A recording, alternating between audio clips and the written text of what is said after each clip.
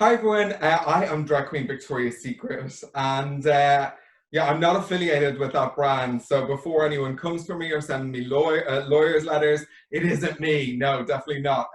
It was a name I picked like 16 years ago when I certainly did not think I would still be doing drag, and especially not in my sitting room during a pandemic. But here we are. Yeah, I mean, it's bizarre in a way, to be here talking to you. I mean, full disclosure, I know Victoria in different guise for many, many years, having worked with your alter ego Philip Keogh in Access for many, many, many years. So little did I think that during the lockdown I'd be talking to you on Zoom. I know, right? Well, to be specific, 12 years. You had babies. I had none of those, thankfully. And then you had some more babies. And then we both saw our careers change hugely, which is quite nice as well. Yeah, no, it's cool, and it's look, it's brilliant to be able to talk to you as part of this, Victoria. And I suppose you mentioned the length of time that you've been doing this, and I am really intrigued about how did that happen for you? Oh God. Okay. Well, like definitely it's a huge part of me coming out. Like I was sitting on a secret in my head for sure for 18 years where I thought, I'm gonna come out literally the day I finished school. It just wasn't something that in my head I was willing to deal with while still being in secondary school. Whether I would have been received well or not, I'll never know. But also like looking forward, I feel like it was the right choice for me at that time. I think everyone can be in a hurry about coming out, and sometimes your best thing is just to sit back and go, right, well, I'm still the same person, so when it's the right time for me to share that information, I will. Yeah. And finishing school just seemed like me saying goodbye to a certain like era of my life that I could go, okay, I'm going to college now, nobody knows me there, and I can start day one in college as the person, I'm being honest, the person that I wanted people to think I was, as opposed to even who I really was. I was still so shy and so quiet, and I was pretending in college to be this loud, crazy person. And yeah, And weird. just go back there a bit. Then, I mean, it is said, the end of school being the end of a period in your life and allowing you that kind of space to kind of go into college as a new person. But was that difficult? I mean, what was it? Was it difficult for you to hide that part of yourself in school? Like, was that kind of a difficult place for you? Like, do you know what? School was totally fine for me. I didn't like it. I was never bullied. Like the fact is, I just kept my head down and wanted to get through it because it just, I mean, I don't know, there's something about Irish schools, and like maybe they've progressed a lot since, but I was in like Christian Brothers school. Everyone wore the same uniform. You did not want to stand out. Like you were actually being bred to not stand out. No one was allowed to have hair in a certain way. You had to wear your uniform in a certain way. And so that was kind of everyone's mindset, because if you stood out, maybe that was going to be for the wrong reasons. And I don't just mean for the teachers and the principal, I mean like the other kids. You just want to get through it. And I wasn't particularly sporty, but thankfully, like I went to Outlands College in they say Mount Marion, but it's really Stillorgan. And like, to be honest, thank God I didn't go to a sporty school. They were crap at everything. So I'm sure like our PE teacher would absolutely murder me for saying that, but they weren't like a rugby school. They weren't like particularly standouts for being GAA. So like, thankfully, because I think that would have made me even stand out a bit more if everyone was quite, pushed in that direction. And at that time for you, I mean, was it, the time when you kind of felt that you were different or you felt different, I mean, was that a kind of a slow process for you, Victoria, or what was kind of? I don't think I really knew that I was gay, even though I knew that I preferred people of the same sex. I just don't think I thought about it. Like, I definitely knew that I wasn't overly bothered about girls, but I definitely wanted to be their friends and chat to them. But I went to an all boys school, and like when I started my first like proper job at 15, everyone was like going off with girls and having girlfriends, and like I did that whole thing. Like I did it. Like been there, did that, got the receipts, and yeah, I just went along with it, and it wasn't. Again, I think it just was like not standing out. So, but didn't do the whole Wesley thing. You know, the like teenage discos, that was it. Like, and thankfully my mother did not want me going. And I was like, internally, I don't want to go either, because like Wesley teenage disco was all about how many girls you could kiss in like 2 hours. And I was like, I don't want to kiss any. So like, I'll stay back. That's no problem. And I think I kind of like some certain things kind of definitely made me realize, I suppose, what gay even was. Like, there's pinnacle moments such as like the TV show Queer as Folk was on TV, and just seeing representation in the media. Brian Dowling on Big Brother in season 2, an Irish person, you know, like who like was only a few years older than me, but like all of a sudden I was like, okay, I get this now. Like, I get what's different about me. And I just knew that I didn't want to race at it. I was like happy to wait and like let things, you know, happen in their own time. So then you explode, as you say, into college the first year, and was kind of, did drag come along with that, kind of coming out very, very early on? Not really. I mean, my first year was me going to IADT, which is half business college and half art college. And I think I thought by me coming out, this was going to be major. This was going to be a shock. And people were going to be like, oh my God. Well, like, I don't think it would be in any college, but especially not like an arts-based college. Like, nobody cares. Like, absolutely. People were just like, oh, okay, cool. Like, and that was it. And I don't know whether I think drag sometimes was just a part of me going, oh, hold on, I've been waiting 18 years to come out, like, and this is all I'm getting, you know, that kind of way. So I definitely exploded out. Like, I took what I saw on the telly as what gay people looked like, and talk like, and I really embraced that. And it wasn't until like later years where I realized they were kind of only showing a very specific type of you know, just one side of what a gay person is, so that kind of way, because it made for good TV. So and I realized, okay, I don't need to go into college every day. Like, it took me about 2 years before. I don't need to go into college every day with like head to toe baby blue and red highlights. And I did all of that. I regret none of it, because now I live in black head to toe most days, which is very strange for a drag queen, but I think that's partially because I mean, look, I'm like a human lettuce at the moment. The nicest part about doing drag in lockdown, by the way, is no heels, and under this jacket I'm actually wearing a tracksuit at the moment. So that's something we can't get away with in venues. But I think because of what I'd seen on the TV, I was like, okay, that's what being gay is. And it took me maybe about 2 years to kind of settle into myself and realize, okay, here's my lane and this is what I can do with it. And drag I was running the LGBT society in college, booking drag queens, and I thought, you know what, that just looks like the best laugh. I'm going to do it the next time. And I did. And I certainly didn't do it with I'm going to do this for my life. I'm just doing it for the night. And I just kept doing it. It wasn't, that was really it. Kind of strange. In that kind of space of, you know, coming out, and I mean, you're saying the shock and all kind of, you know, wasn't there for you in your surroundings in college, but also, I mean, in yourself and in your kind of family surroundings, did you feel better in yourself? You know, in a very trite way, I'm asking the question, but was it something that you kind of went more comfortable in your own skin type of way? Yeah, I think, I don't know, like, it definitely wasn't traumatic. I was lucky in that respect. My mum's brother is gay. And she actually read a letter that I kind of wrote to myself when I was like, I'm going to say 16.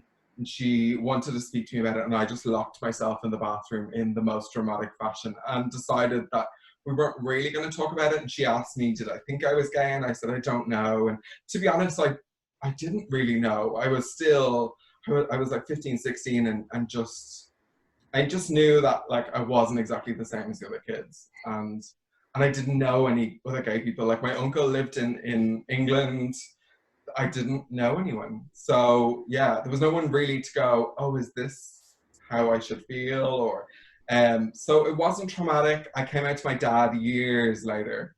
And that was more of a journey with him, but for a lot of different reasons. But we're really, really good now. Like, he's, you know, like, okay, he didn't wish me happy Pride this year, but I can get over that. But last year, he sent me an email saying, you know, oh, isn't it great? And like, that was a journey, but like, it also still wasn't traumatic as well. So I was quite lucky.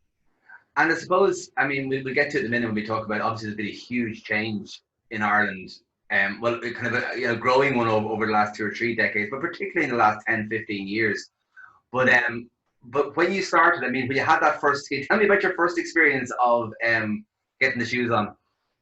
Yeah, well, okay, so my first gig was in the college that we all went to, and I got someone to paint my face. I learned some songs, and I really had kind of given it a little thought about what I was going to do on stage, but not a lot. So when I got on stage, and anyone who's ever been on stage and knows the intensity of what a light shining on you while on that stage space, while faces are staring at you, feels like, that's intimidating. And I 100% was not a great entertainer for a good 3 4 years. I'm gonna even maybe, yeah, definitely 3 4 years. I think, drag I always describe as an apprenticeship. You might go to acting college and you might, study like how to direct, but like how do you learn how to do drag? Like that's not something that anyone's really teaching. And so it's like I often think of it like if you want to be a carpenter, how do you go and learn to be a carpenter? Like you might work alongside a carpenter for a while and learn those skills. But like drag, you need to be able to do makeup, hair. Some people do their own costumes. Lots of people are MCs. Some do stand-up comedy. They take their own bookings. They promote themselves. And they have to be able to perform on top of that. That's a lot of a broad amount of skills. And I think what kind of got me by for a long time at the start was I was okay enough at a lot of things. So it gave me the room to breathe and learn and become good at like the other things. I think that, yeah, because not just some people maybe are natural at certain things, but you're certainly, when it comes to drag, you're not going to step up and go, okay, I have this straight away. Yeah, because also, I mean, from knowing you, from work, but also from seeing what you've done with your career so far, there seems to be, and you mentioned the huge multi-skill that's kind of required there, but also you set up very early, not very early, but early on, the kind of dragged up and kind of the idea of it being a business, separate to yourself, and was that a conscious decision in relation to that? No, not at all. I think the funniest thing about what I'm doing today is that I went to college to study to be an event manager. I wanted to be in an event management capacity, organizing gigs, stuff like that. And in a weird way, I learned a lot of skills from college, but also I learned very little from college as well. And I think most people probably feel a similar way. We did all these, theories and, like even basic accounts that I couldn't even remember now, that kind of way. But realistically, your real skills come from like what you want to learn and then what you put out into the working world, I think. So I did my oh God, what's it called when you do work experience? We had to do a 5-month work experience placement. I did it in Pavilion Theatre in Dunleary.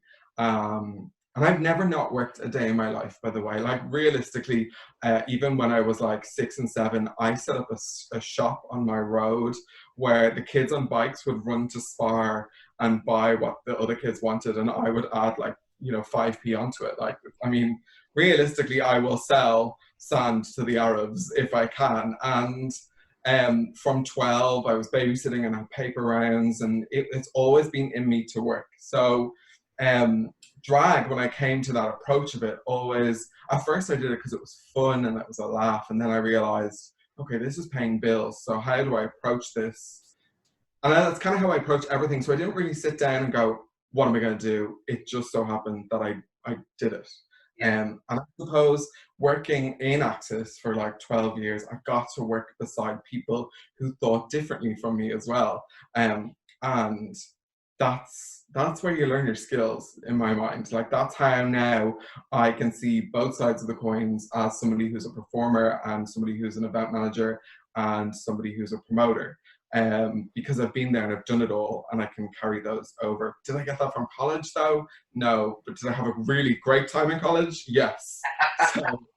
Yeah. And come here then, in relation to that, I mean, it's hard work. I mean, I think, I think it's like any other, a lot of these conversations I've had with people in the wider entertainment industry are kind of, it's half of us in relation to the public realizing, A, that people are real people, but also that like, the work that goes into doing it. I mean, you're standing there, you know, in your own home, you know, putting on shows, and also you've toured the world. But you know, within that, it's still you getting ready to go on stage and having to entertain hundreds and thousands of people. Right. Yeah. I think, like speaking about like currently right now, when this happened, I never thought, you know, when we heard about COVID, I was like, this isn't going to hit Ireland in the same way. You know, we're a little island, and it's just like, you know, I had that super naive, I'm going to be fine way. I was supposed to go away the week after to start, I think, in Sweden as part of some tour. And I wasn't supposed to be home from like, I think the 20th of March until the 24th of May. And I was ready for it. I was tired because I'd only just been away for 6 weeks.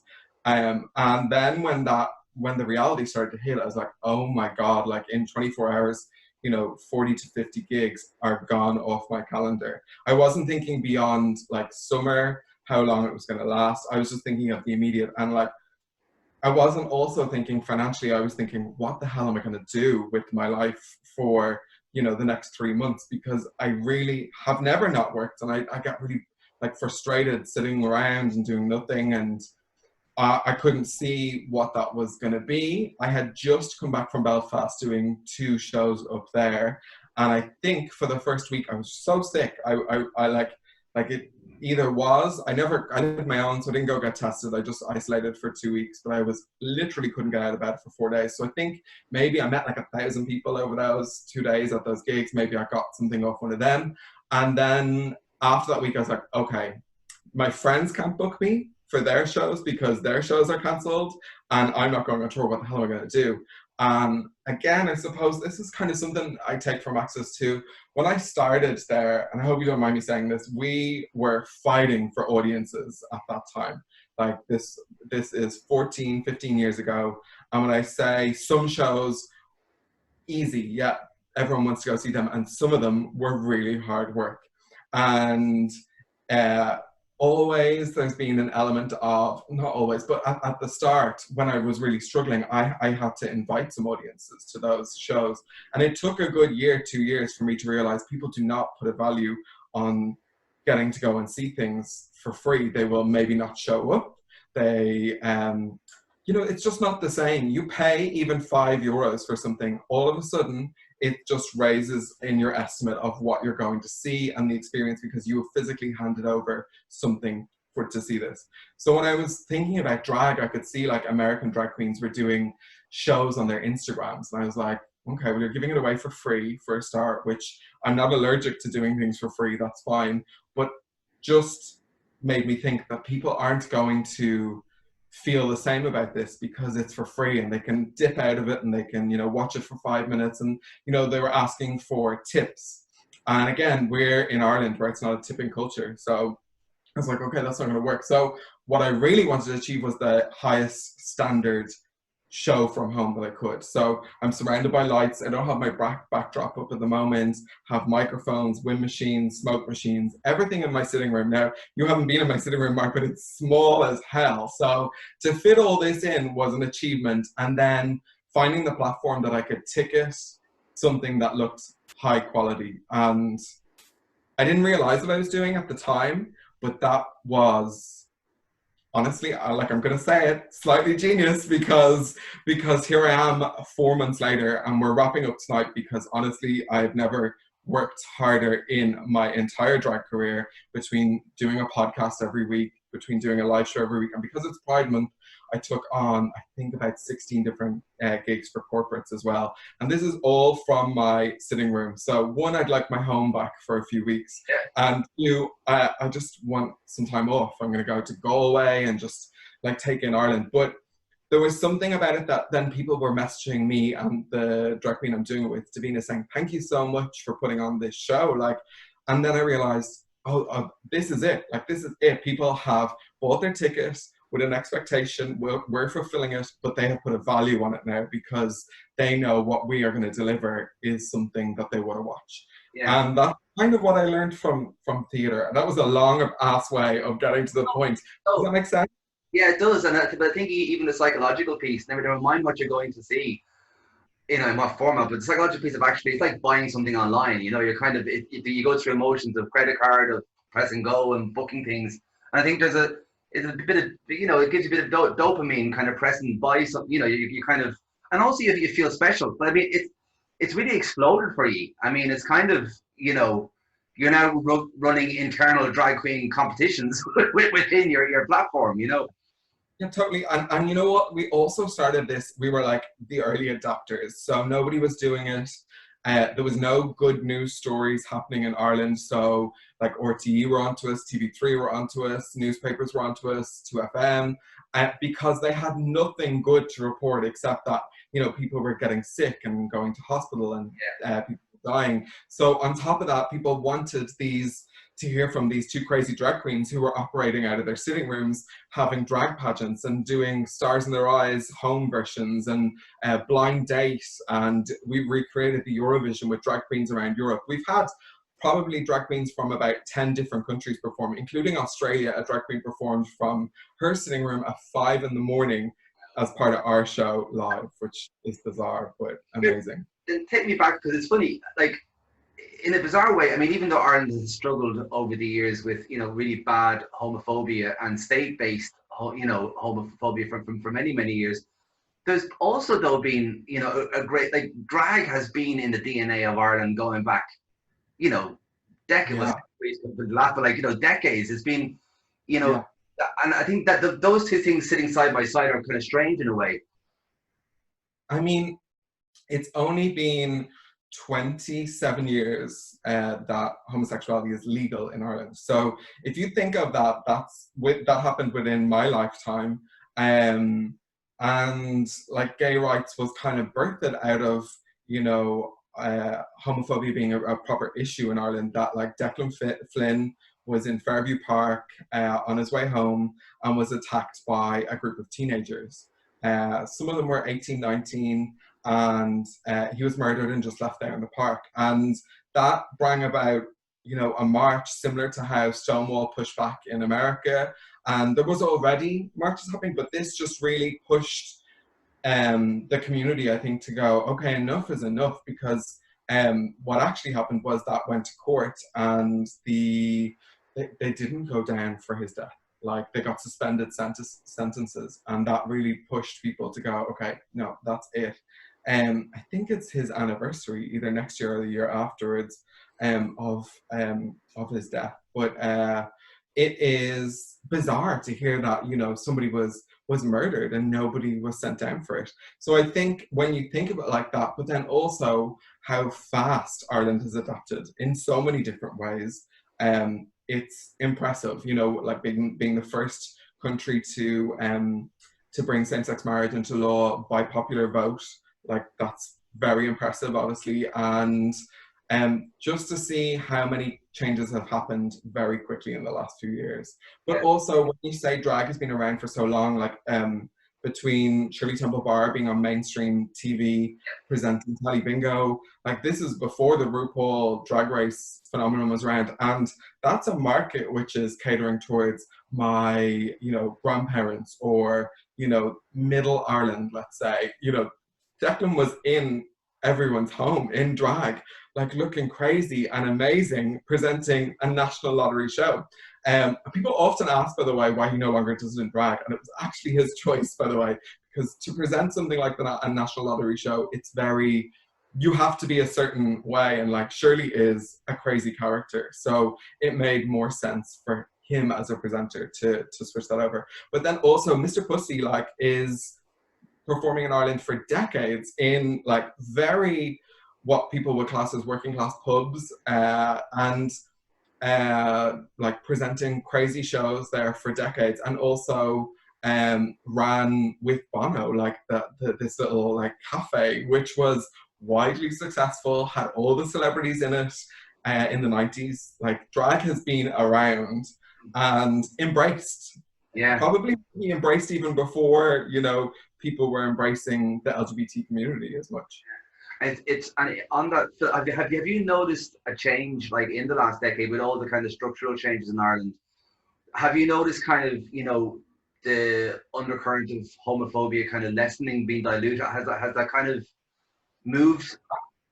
I think it depends on the generation and the age. So people who are my age, I am 36, are definitely, there's words in their vocabulary that they're carrying from school. And that was like when we were in school, to say something that was gay meant that it was like bad or negative. And it wasn't actually, you weren't saying gay in the way gay that actually means, but it was just like, oh, that's gay, you should look away. And that's carried over. And I still do hear that now. I am not a sensitive person in terms of words or anything like that. I do not care. But like definitely only last year I was in Ranelagh with my friends. One of them got called like like obviously this is going out to a family audience, but like the F word, I'm sure you can figure that out. And then we went to a bar in Dublin 8, and the barman said to the other barman, oh, hold on, I'll be back. I'm just going to serve these gays over here. Now, we hadn't even opened our mouth yet. So, I mean, like, we left straight away, but I think it's there. Do I think we have it in Ireland anywhere as bad as other countries? No. Does that mean it shouldn't continue to change and get better? No. And that is what Pride is about. We're living in a bubble in Dublin specifically that, is probably ahead of the rest of Ireland. And just as much as that, like, to not have Pride this month in the same capacity, that's a big deal for people down the country who, maybe only get to come up, at times like Gay Pride and see people that are them. And like, that's so important to see yourself being represented and knowing that you're not on your own, and like, during those maybe more difficult times when they're at home, that they know, like they're just not on their own. Yeah. I mean, one of the most moving things that I've kind of seen in the last number of years, particularly around the marriage equality vote and campaigns, was the amount of people like, in their 50s and up who kind of were able to kind of emerge and kind of find people of like minds and like sexuality who kind of were living lives that were kind of out but closeted in a way. And that was such a moving experience to see those people getting space to be themselves. Yeah, it's such a weird time, and I'm just gonna move this up for 1 second. It was such a weird time because I was driving in and out to Access at the time for work, and like Phibsborough particularly is one of those places where you'll see a lot of posters up around election time.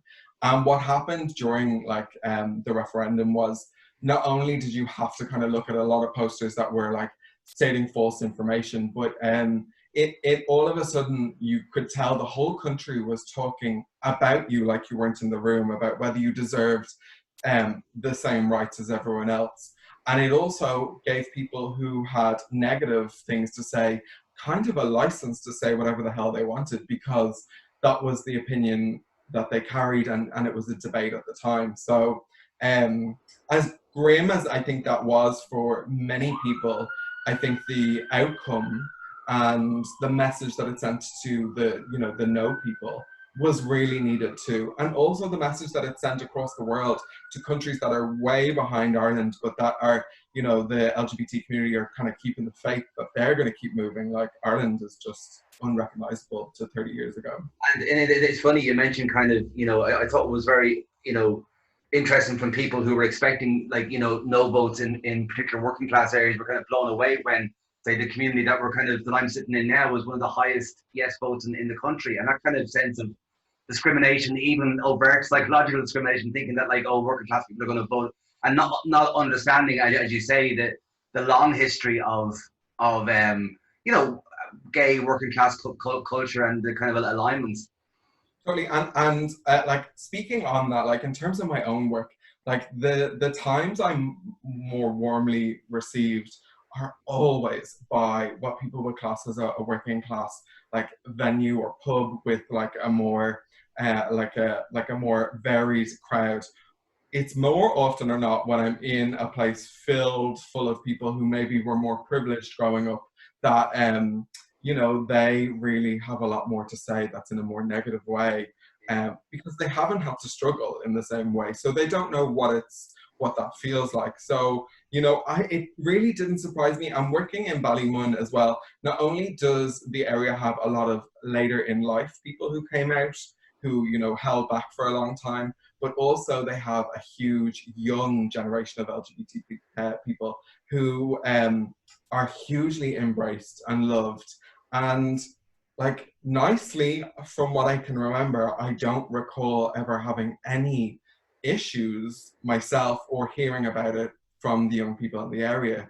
And I'm still friends with someone who used to do our posters, who started doing posters when he was 16, and he was out and proud at 16, and people really embraced it. And I was like, that's amazing, like amazing. Nobody had any issues. Now, also, his mother is not one to be messed with. So, to also bear that in mind, he will say that himself. So, God help anyone. Actually, that goes for it in general. God help anyone in Ballymun if someone comes for their child over their sexuality, because there'll be an auntie or an uncle who will call around to that house and make sure that doesn't happen again. Come here, tell me then, what's special for you, Philip, about that kind of buzz of like what the ones you can't get now, obviously, only on the online platform. But what does that feel like for you, being kind of Victoria on that stage? Well, I think the first thing to acknowledge is that I still get nervous all of the time. It can depend on the day, it can depend on how tired you are, it can depend on if you're doing something new. But I think nerves are really healthy. Like, I think they make you strive to be better. And when you've no nerves, maybe you're not as connected as you should be anymore. The buzz I get is the fact that I've been able to keep pushing in new directions and trying bigger and better things. Like last year, a huge part of what I was doing touring was trying to do a 30-minute opening show on my own. Now, how we perform in Dublin is you will go on and do a performance, and then you'll come off stage, and then you'll come back on in 20 minutes, and in between there'll be lots of other performers on. And I'd never done that before, and I was like, okay, this is basically 20 minutes of trying to be funny sandwiched in between two numbers. And that was a huge challenge. I was like, okay, how am I going to do this? I started to write material. Some of it went really well, some of it went awfully, and more often than not, the people that saw the first show of a tour didn't see a great show, but the people that saw the last show of the tour were in for a treat. So I think that was like every year I have a new goal. So last year was, I need to get better at writing stuff. I need to not just be reactional in terms of the crowd and feeling off them, because if I have stuff in my head ready to go, it doesn't matter how loud they are, I can nail this show. So that was something that's a challenge. But that feeling of coming off stage, and I'm sure many people feel the same, I really struggled to sleep after doing a show. So we'd be on a tour bus, and you'd get back on it at midnight, and you might start driving to the next location.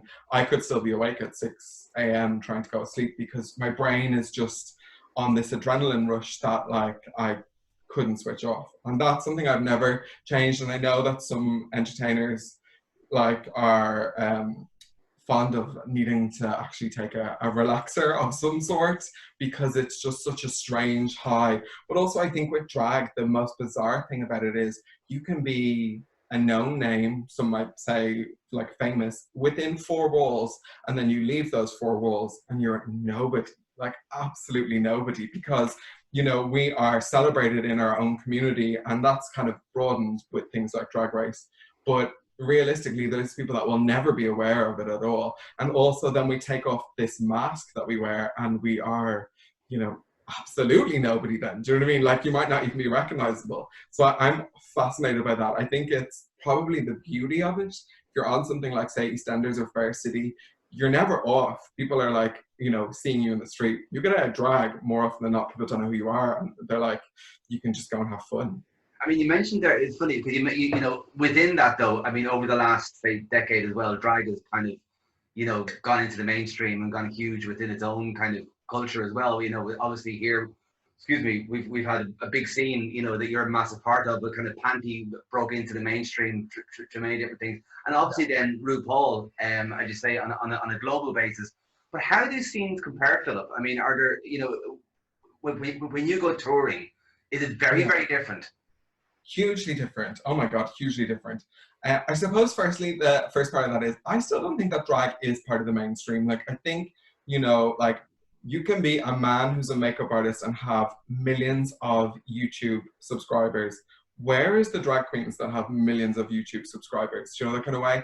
And is that to do with a certain level of you know, some people might say it's related to the fact that we're portraying female characters. I don't know if that's it, or is it the clownery of it all? I'm not sure, but like there are hugely amazing makeup artists in drag queens that do all sort of creative looks. I'm not one of them, but there really are, and I find that really strange. I also think like what I noticed this Pride Month was some companies reached out to me with PR packages that they wanted to send me so that I could share it through my social presence. But there's 11 other months in the year where companies, very few will reach out. And there's people that they are reaching out to with much smaller reaches than I would have. I have a very targeted niche audience who listen and interact with me. I think that's bizarre. Do you know what I mean? Like, how many of these influencers could have gathered? I think for our Eurovision show, we had over 2,000 people watching that. Like, how many of those influencers could do the same thing? So that's just food for thought. That's not connected to what you're saying, but it's definitely on my mind. I reached out to a company 3 months ago. They said to send me an email because I thought we had great synergy for our live shows. And they reached out to me 10 days before Pride. Saying, oh, we'd actually would love to work with you. And I just was like, okay, well, that email's going in the bin because I don't need to work with people like that. Then from scene to scene, so for instance, Finland, oh my God, like that was a wild experience. People were very nice, but they're like rocky and they're like kind of edgy, and then their reaction to comedy is much drier, so they're quieter, and you know, I definitely made one joke, which I won't say right now, that people did not react to at all. That was landing in every other country. And then like you'd move on to somewhere like Peterborough in England, where they have basically no gay scene, and they're so excited to see something happening in their local theatre with drag. And when we get there, everyone's insanely welcoming and just like really just rolls out the red carpet like. But also, you know, it's a bizarre feeling being in their town as well, because you're not really looking around and seeing many people that, you know, look like you, if that makes sense, or you think anyway. And yeah, I mean, and you know, my level of like touring is small in comparison to what the Americans are doing, but the Americans consistently tell me, and like I always didn't believe this, when you go to a concert as a kid and the act goes, Dublin is one of the best crowds ever. Like the facts are there. Having seen the different audiences, Dublin is just another level. People celebrate the arts so differently here. They really cherish them and they applaud and they're respectful, and it's just really different. Yeah, and so just in relation to that, though, I mean, you know, you have toured the world, as you said, and it's been hard work. But I think venues grow in size and scale as well. But I've kind of, you know, in your social presence as Victoria, like you do blend your own persona, and you know what I mean. You're very open about this, and do you find that that's an interesting choice to make? You know what I mean, from a character. Yeah, that happened maybe 5 years ago, and a big part of it was like I have been someone that hid behind drag before. So I think when you start drag, firstly, we spend a lot of time looking very closely into mirrors, magnifying mirrors that really make you study your face, and you see a lot of flaws because of this. And that goes straight along the line for drag. Lots of things as being a performer will actually make you feel kind of shit about yourself. So, you know, you might come off stage and be like, oh, that wasn't good. Why am I doing this? What? I'm not good.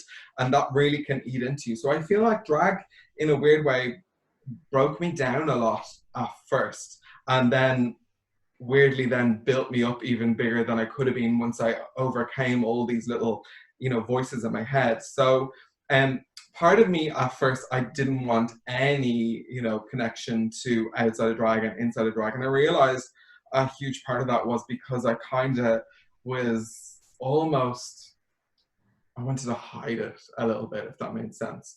And I knew that it wasn't a good thing. And I was like, well, what's the difference? Like, me in and out of drag is not a far reach. I'm just louder. I will say more, like I will straight shoot more intensely. And you know, I'm a straight shooter anyway. So that I'm sure will shock you to see where I can actually go with. And because of that, I was like, oh no, okay, this needs to, you know, like, become one, because there is no difference here. And I think another part of that was to do with dating as well. I kind of didn't want everyone to know what I look like out of drag because I liked the anonymity of dating and not being straight away, oh, you're the drag queen. Do you know what I mean? And I knew that like I was letting this be a weakness to myself. So part of me like blending them was going, okay, you just need to face this, get over it, and actually stop having your own, creating an issue before other people can even have an issue. That was, sorry, I never thought of that moment in relation to kind of dating and relationships are kind of going, oh, Yeah. there's something I forgot to tell you, you know, that. Out, like I feel like I didn't just come out like once. I like, especially 10 years ago when I was going on dates, it was like coming out all over again. And my thought process was always, okay, I want to go on a date with this person and see, do I actually like them? And if I do like them, then I'll tell them maybe 2-3 dates down the line. And that was just so wrong. The approach was so wrong. But especially 10 years ago, it was different dating.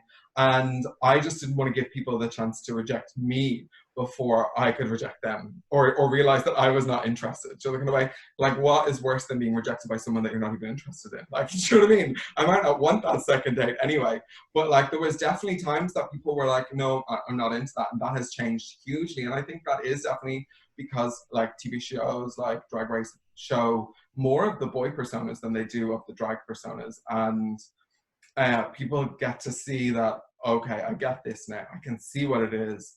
And that's been like major. And sorry, on that, yeah, has there been a major kind of RuPaul effect in the kind of the way drag is seen kind of globally, yeah? Yeah, I think anything that ends up mainstream on Netflix reaches so many more people than it ever would have before.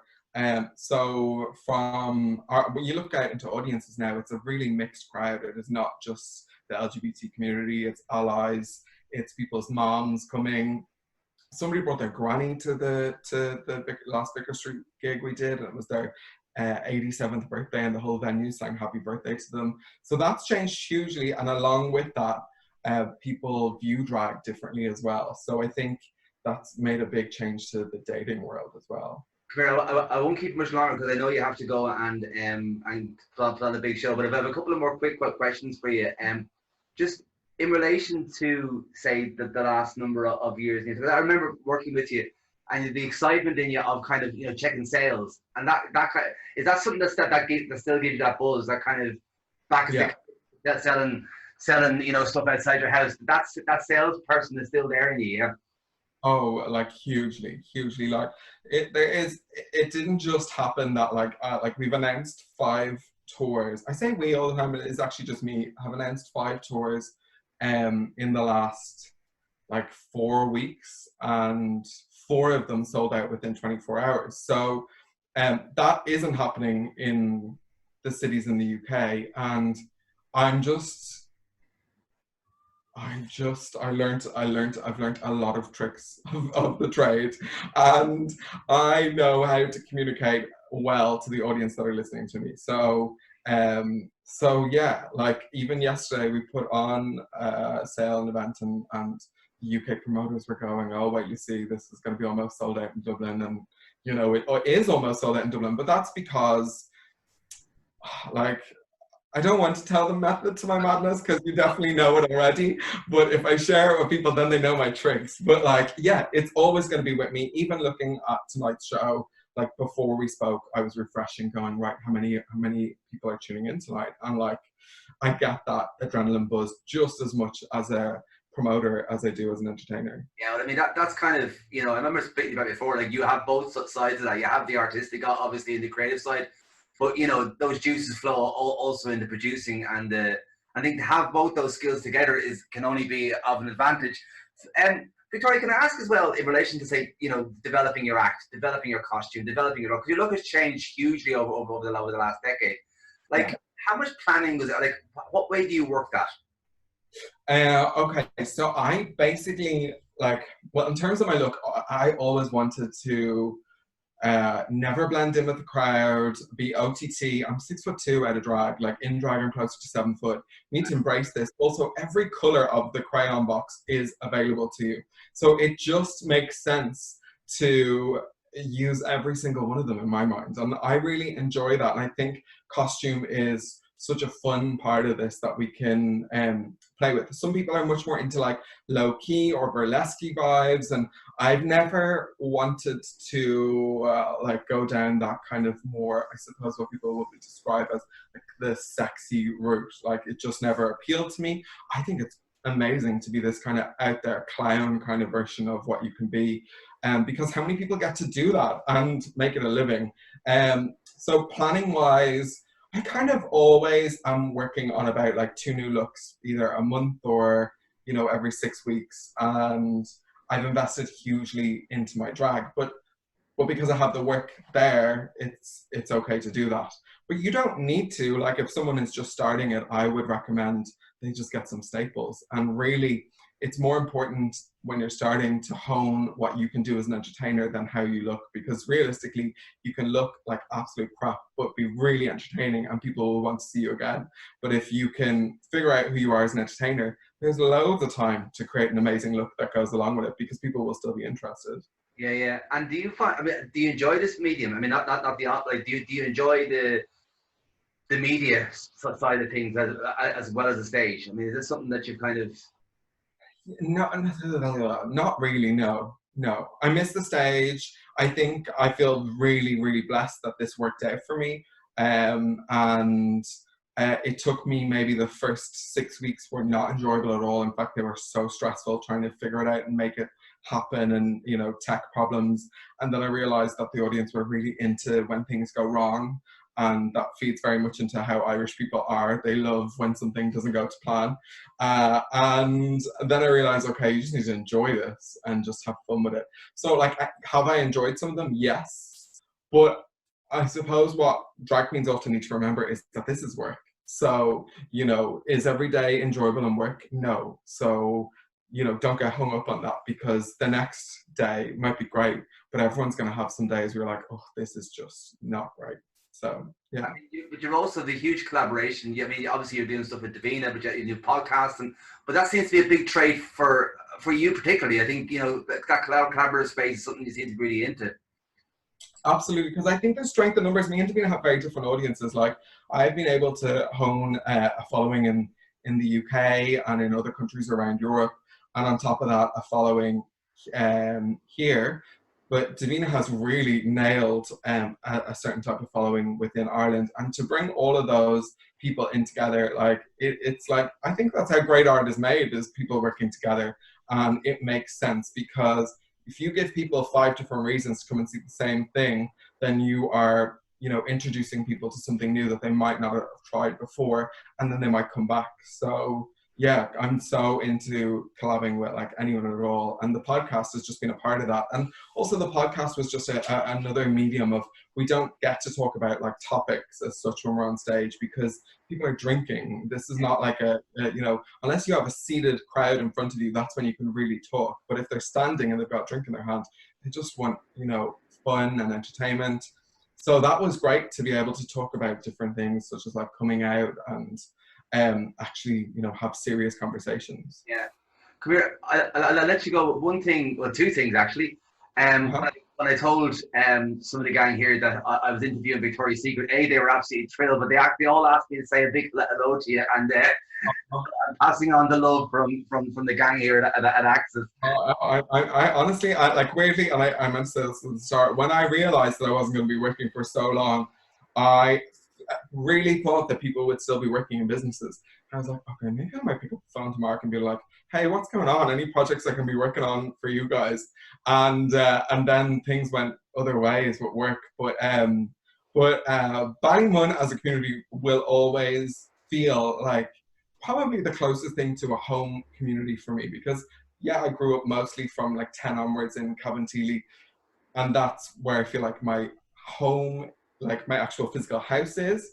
But the spirit of the community was something that it kind of is unrivaled in the whole of Dublin, and that I know that I could pick up the phone to so many people in that community and be like, listen, I need to dig out with something here, and people would gather around me and do that. And even if I haven't seen them, like I haven't seen some of them in over a year, I know that I could pick up the phone tomorrow. So it's something special that doesn't necessarily exist in other things. Now, everyone knows everyone's business, which I'm also not into. but yes, but other than that, I love it. Also, I think you undersold something you mentioned, just to say before you go, you said about like when you started out here and kind of the difficulty in getting people in, but during your tenure here, you know, working with Ray before and then working with me as kind of sales and marketing manager, you know, you were part of doubling box office here. So those skills aren't, you know what I mean? Your legacy is still here. Yeah, and you know what? I very much learned on the job, because I don't know what Ray's thinking was when you all picked me, but I didn't necessarily have like I had it in me, but I didn't have the skills yet. So that's why I come back to it. I was like, we can study all we want in college, but realistically, you need to get yourself into somewhere where you can thrive and somewhere that you can learn from other people. And I was just lucky enough that Access was in that growing stage that, you know, there was room to make a couple of mistakes, and that there was a team going, you know, just give it a go, basically, you know, what's the worst that can happen? And yeah, so it was a really special time. Well, come here, I'll leave you with that, but also for people who are watching this who might not know your work, I would advise people to go and check out your Facebook, Twitter, Instagram. You're all over the place, but also dragged-up.net. Is that kind of... Yeah, that's the one I talked about. Also, kind of recently, talking about the arts, I mean, some amazing, stunning shots of you that were taken by Babs Daly during lockdown, and they're visible on your social. Yeah, we just walked around all of Dublin 8 in all these crazy costumes, and for about 6 weeks, she was the only person I saw. So yeah. Well, Victoria, thanks so much for taking part in this, and I look forward to maybe having a cup of tea with you when we're all released from our Absolutely, bring it on. Bring it on. Good luck with everything reopening. I hope to come and see something soon. So. Yeah, brilliant. All right, talk to you soon. Thanks. Bye.